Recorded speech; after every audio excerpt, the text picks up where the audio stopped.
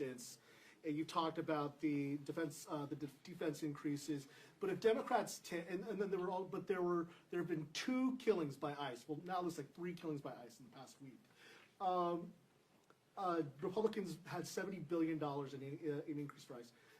If Democrats take back the House, will they claw back some of the money that was in the reconciliation bill earlier this year and in the OBBBA that was included last year? Will Democrats claw back some? We've made clear that ICE is completely and totally out of control, that taxpayer dollars should be used to make life more affordable for the American people, not to brutalize or kill American citizens or violently target law-abiding immigrants, as we most recently have seen in Maine.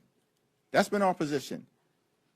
We believe in a safe and a strong and a secure border. We also believe, at the same time, that immigration enforcement in this country should be fair, just, and humane. That's not what's taking place right now. And our position throughout the year has been very clear that this entire situation with respect to ICE and their brutal behavior toward American citizens and law-abiding immigrant families has to come to an end. That ICE needs to be forced to conduct themselves like every other cop, police officer, and law enforcement agency in the country. And that's our objective. We've also made clear that Donald Trump's violent mass deportation machine doesn't get a dime from House Democrats. That was our position this year. And unless things change next year in terms of the way in which ICE conducts itself, our position as House Democrats, I assume, is not going to change. Thank you. This week it seems like you've indicated that the handling of the Massey Amendment kind of provides a preview of how House Democratic leadership would handle the Israel issue in the next Congress if you're in the majority. I'm just curious what that looks like practically. Will you not whip votes on Israel if you're in the majority? Will you not bring so many of these bills to the floor? What does that look like to you? I think the letter pretty clearly laid out, as I amplified in my remarks earlier today, how we plan to proceed in terms of fundamental values on these issues. The situation relative to the United States relationship with Israel, the Palestinian people, and policy in the Middle East has to change because the current status quo is unsustainable. And our approach will be one that is broadly inclusive, lift up the values that I talked about in the letter, lift up some of the bills that I've talked about in the letter, while also recognizing that Israel is an ally of the United States of America in the fight against terrorism, whether that's Iranian-backed proxies, Hezbollah, Hamas, or the Houthis. And I think the way in which we'll try to approach this issue is similar to the way in which we try to approach every issue: thoughtful, inclusive, involve dialogue across the entire spectrum of the House Democratic Caucus, and then be able to land on the highest common denominator, but being guided by the effort to actually create a just and lasting peace between Israel and the Palestinian people. Leader Jaffries? Sorry, I'll go back to this side, yeah. Thank you, Leader Jaffries. Again, on Israel, I want to go a little bit deeper into your letter. You say that U.S. policy in the Middle East requires a major reset. Are you talking about this reset happening under this presidency, or is this your party's vision for post-Trump presidency?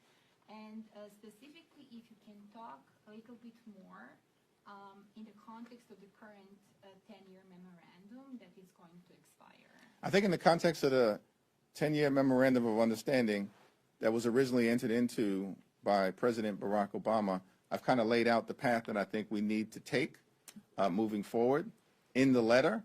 And I believe that that's a foundation for us to talk about how things can be done differently when we move forward under the leadership of the once and future chair of the Appropriations Committee, Rosa DeLauro. There was a closed-door tabletop exercise this week with House Democrats about the 2026 elections and how you all are preparing.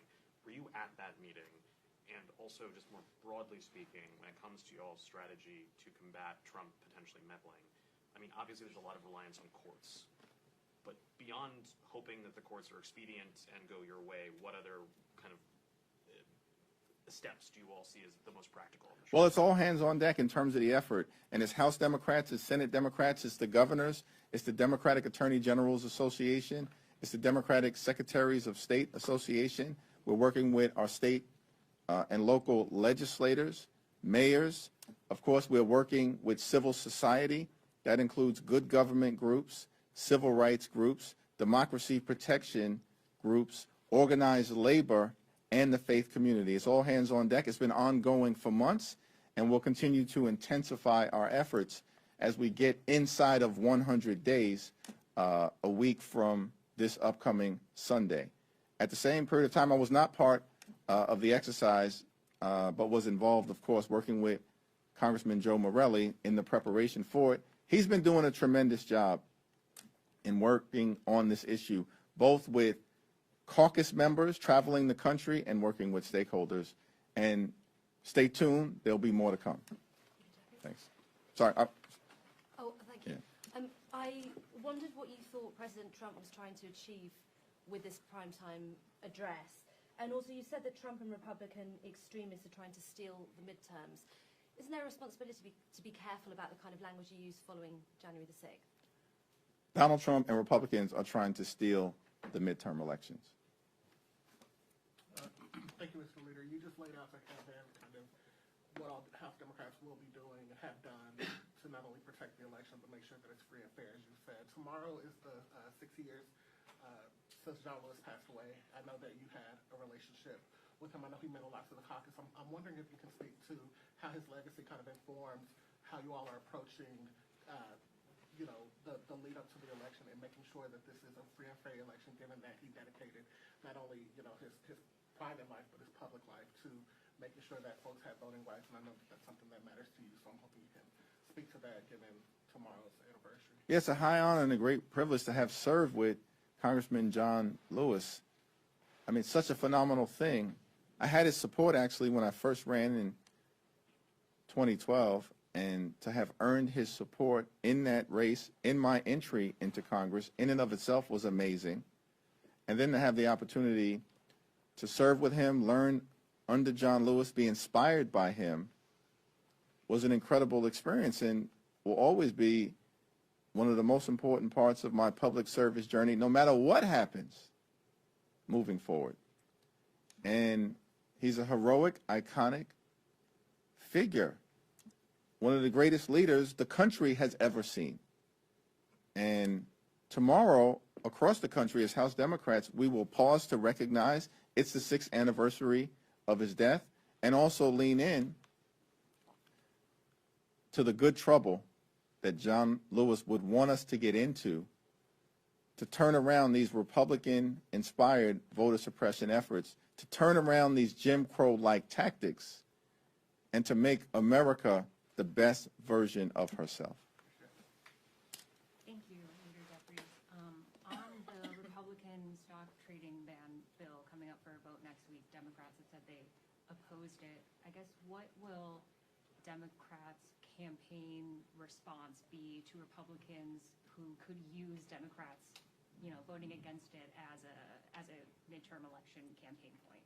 Stock trading ban that Republicans are going to put forward potentially on the floor next week. We've heard a lot about bills that they're going to advance, and that continues to fall apart. They were supposed to bring a regressive veterans bill to the floor today, and we forced them, along with a handful of Republicans, to stand down because Democrats were unified.